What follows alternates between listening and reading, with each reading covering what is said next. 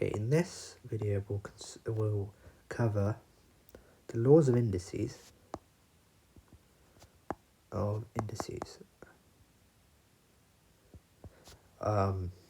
worry about the spelling again. Laws of indices, and indices are like the powers. So we have, don't worry about the spelling again. So we have 2 to the power 3. That would mean that we're multiplying 2 times 2 times 2 3 times, right? And that would be 2 times 2 would be 4. So it'd be 4 times 2, which would be 8, right? And for example, 3 squared would be 3 times 3, which is 9. Okay, so, and we will also be covering, and this is this is a related topic, logarithms. Okay, so essentially, if you know the laws of indices, you won't have any trouble with logarithms. You don't need to worry too much about what exactly it does. You can just think of it as a notation.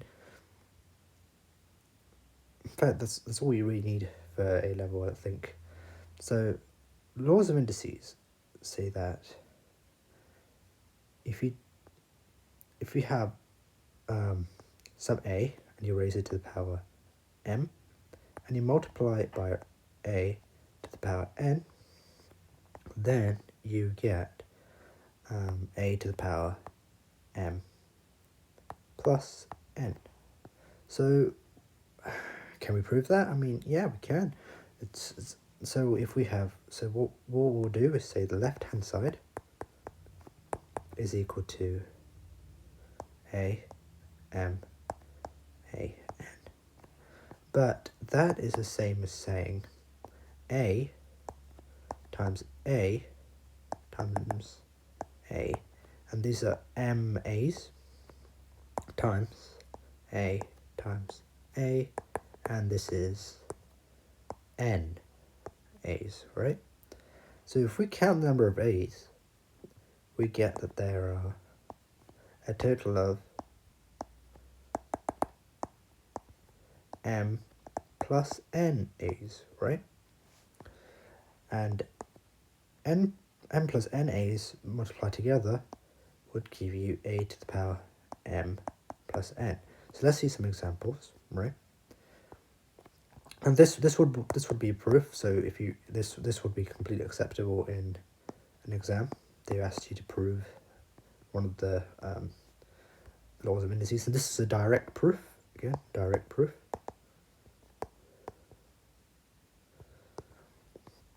Okay. And also, I'm sort of assuming that you guys know some basic algebra, but I don't think it matters too much. This doesn't use anything more than just multiplication by itself.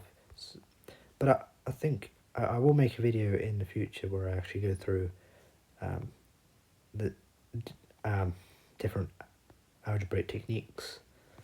In fact, that'll probably be the next video I make. So, let's see. So, that's, yeah. Well, I was going to do examples, so sorry. So, 3 squared times 3 cubed is equal to, well, you could always say 3 squared is 9, and 3 cubed is 9 times 3. 9 times 3 would be 27. And you can multiply these. So if you multiply them, so 9 times 7 would be 36. Oh, that's 63. 63, and then there's 18. So 18 plus 6 would be 24, right? So then you could go ahead and reduce it down.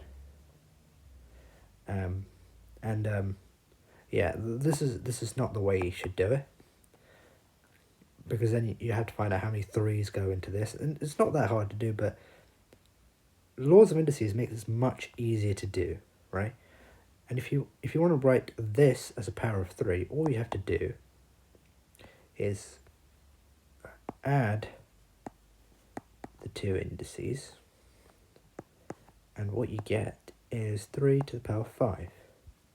So 3 to the power 5 would be 2, 4, 3. Okay, so laws of indices just speed up the process of finding out the product of two numbers as a power. Okay, so let's see, laws of indices. Now, laws of indices mean that you can't use laws of indices if it's something like 2 times 5, so 2 to the power 3 times 5 to the power 3. You can't use laws of indices for that. But I should try 5 to the power 2, okay? If this is not equal to, I mean, what would you say it's equal to if you try to use laws of indices? Because these two are different. So, I mean, maybe you would do 2 plus 5 to the power 3 plus 2, but this is wrong, right? Okay, so that's one of the rules of laws of indices. Another one is that we can, if we divide, so a to the power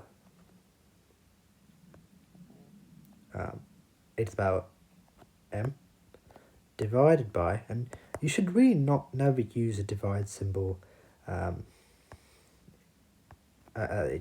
like A level, because it's not a real symbol. I mean, anyway, it doesn't quite matter, but I'll explain what I mean by not a real symbol in a minute. But so let's just do this.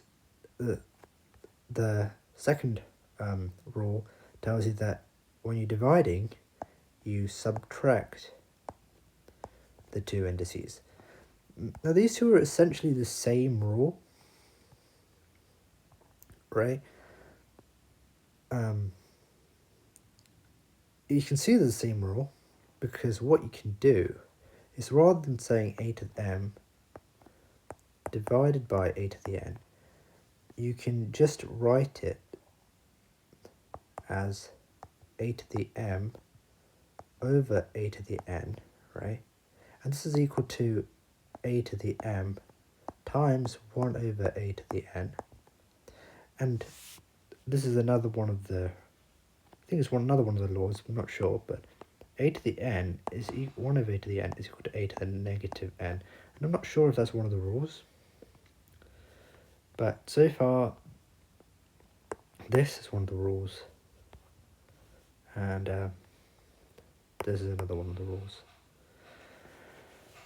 Are there any more? Well, yes, there are. There are. I think there are two more. There are four laws of indices. So, the next one would be a to the power m to the power n. Now, what would that be? Well, let's see. This is equal to a to the power m times a to the power m all the way along. So that would be n. But each one of them are a times a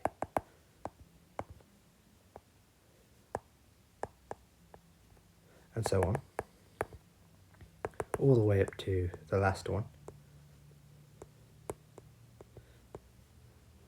So these are n m's, and in total there are m of these bracket things.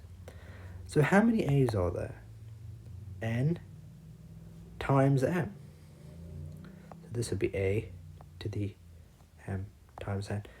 So that's another one of the rules. Let me write it down again. A to the m to the power of n is equal to a to the m n. So that's another one of the laws of indices.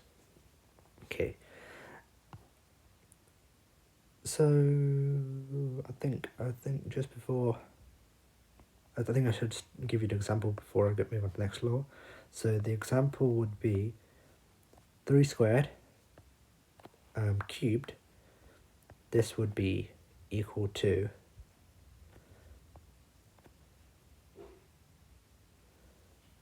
3 times power 2 times 3, which is equal to 3 to the power 6. Okay, that's an example. So the very last law is a to the power m, and then we do root n. And these roots can be the other way around as well, and it doesn't make a difference. So a to the root n power m. When you take roots, you can write roots as 1 over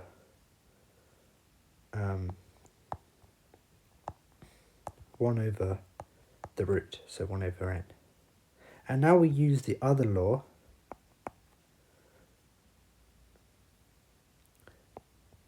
and we find that m over n.